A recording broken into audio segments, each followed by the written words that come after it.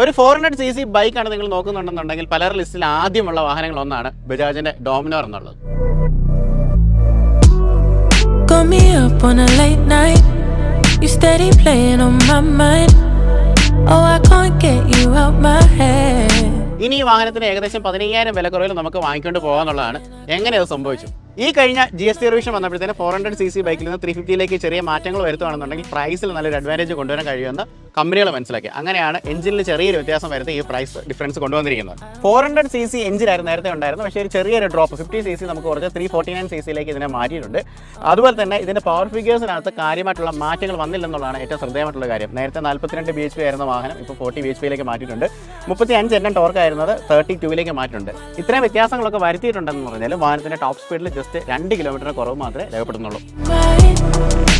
Through the sun and through the rain, I'll stay by your side.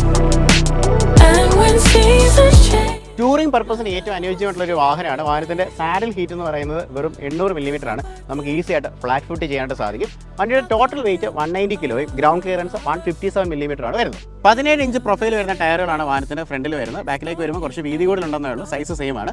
അതുപോലെ തന്നെ നമുക്ക് വാഹനത്തിനകത്തേക്ക് വരുവാണെങ്കിൽ 320 mm വലിയ ഡിസ്ക് ബ്രേക്കുകൾ നമുക്ക് കാണാം. ഡ്യുവൽ ചാനൽ ABS ആണ് വരുന്നത്. ബാക്കിലേക്ക് വരുമ്പോൾ 230 mm ആണ് വരുന്നത്.